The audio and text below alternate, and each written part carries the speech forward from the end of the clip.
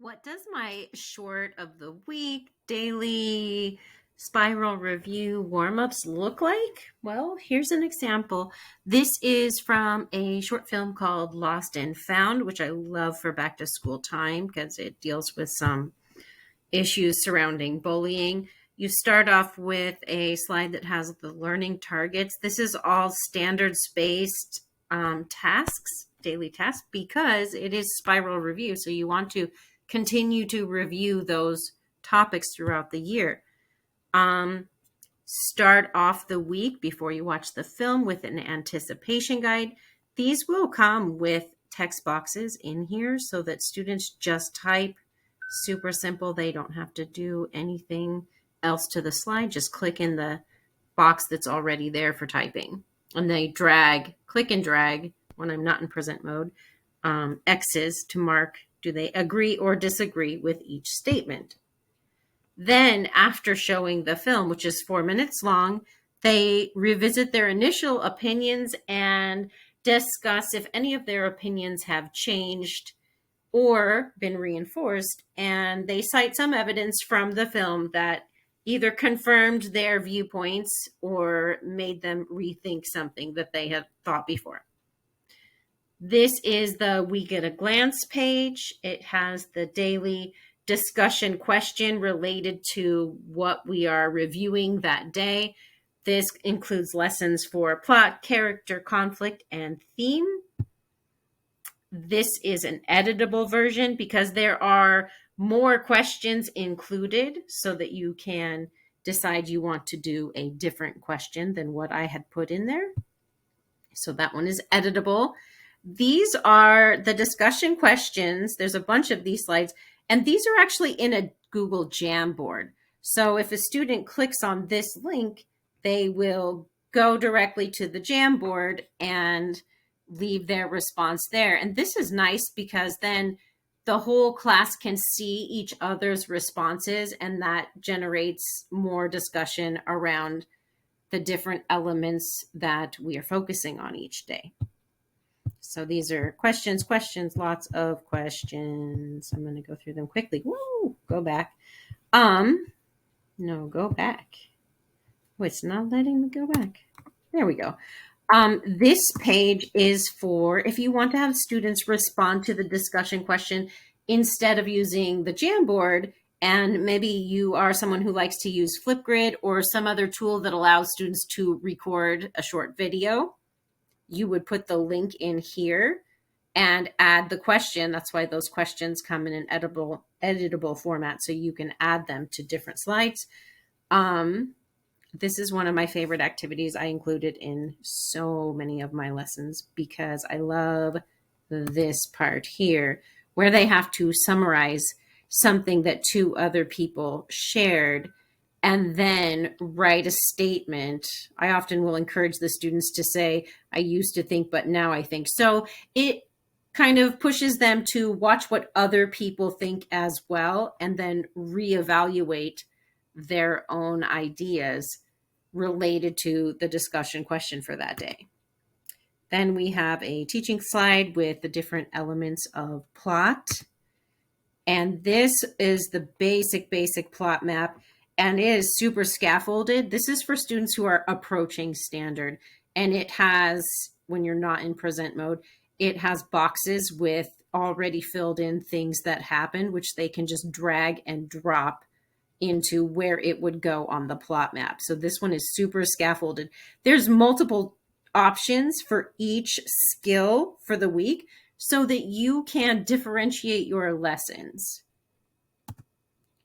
This is a different plot map, and this has prompts related to the exposition, the rising action, the climax, the falling action, all of that. And they would write a response on this page. Now, it's just a warm-up, so you want this to be quick.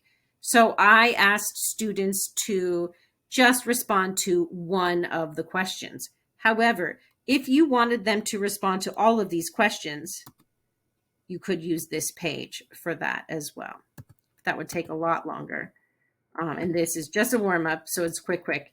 This is for students who are also kind of approaching that standard related to the plot. And this is a summary page, just that basic somebody wanted, but so then. Great way to help students summarize a text.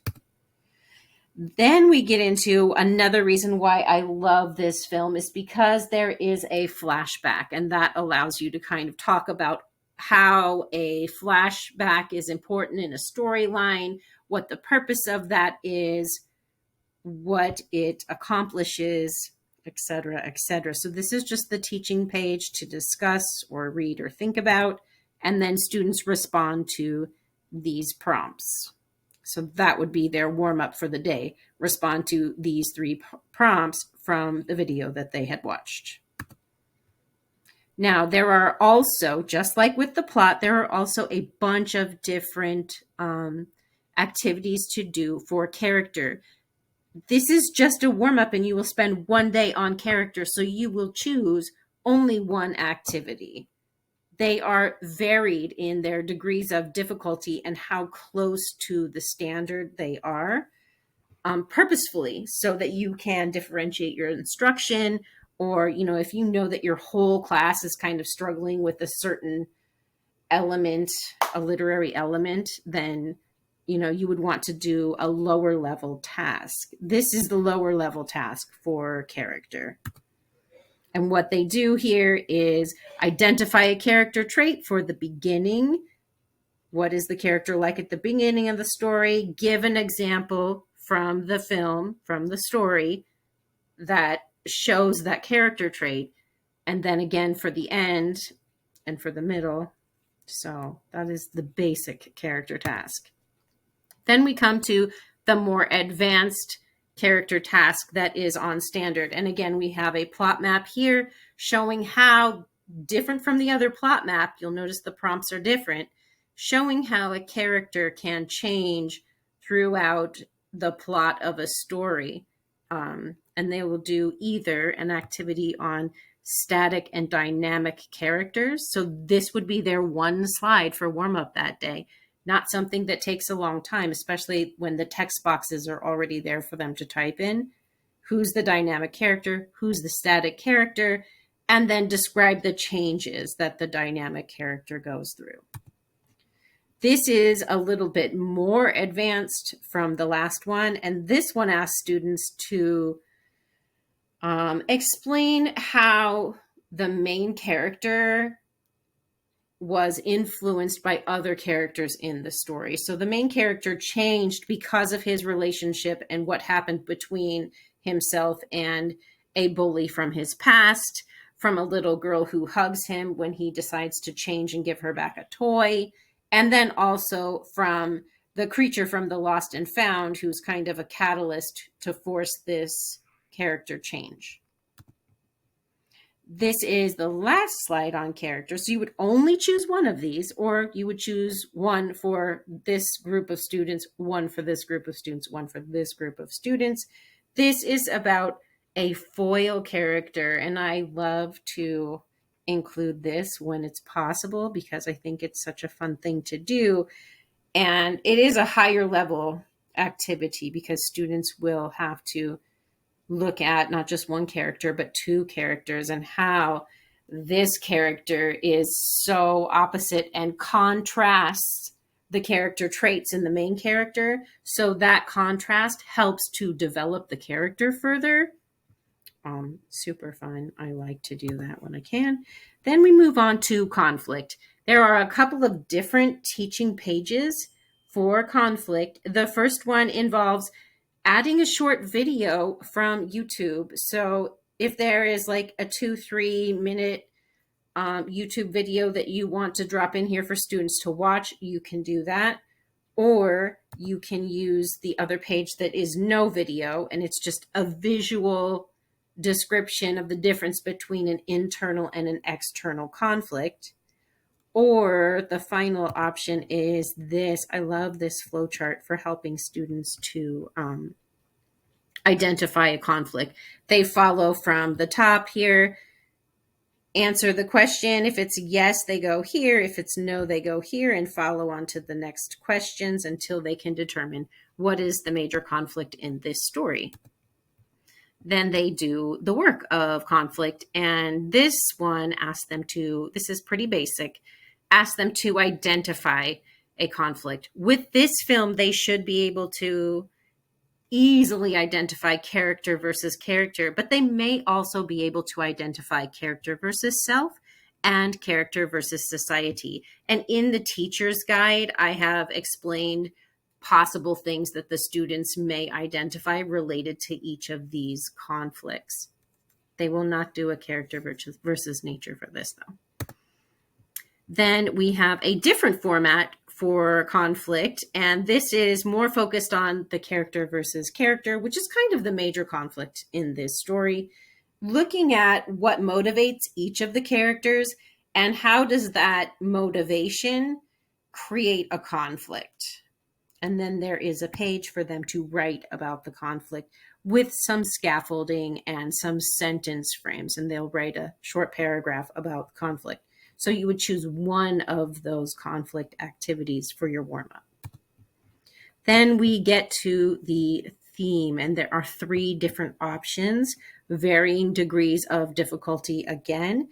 This one asks students to choose a pre-identified theme. So these are possible themes for the story, and they're all correct. Choose one, and they have to cite examples from the text to support that theme statement. So they're working on one part of that standard. It's not the full standard, because the full standard requires them to do multiple skills. This is one of those multiple skills.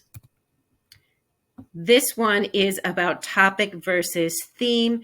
This was always a huge annoyance to me with theme, is that students would say the theme is bullying. No, that is a topic. It's not a complete idea. So I created this page to help students. They can easily identify that, hey, bullying is a topic. There are other possible topics here too: empathy, power, kindness. There are other possible topics, but bullying is the obvious topic. So there are some questions to help students come up with an actual statement of the main idea, the big idea, the author's message in this text. The final theme, this really incorporates all of the skills except for the summarizing. So in this standard, the students are asked to summarize a text without personal opinions. That actually happens in the plot pages.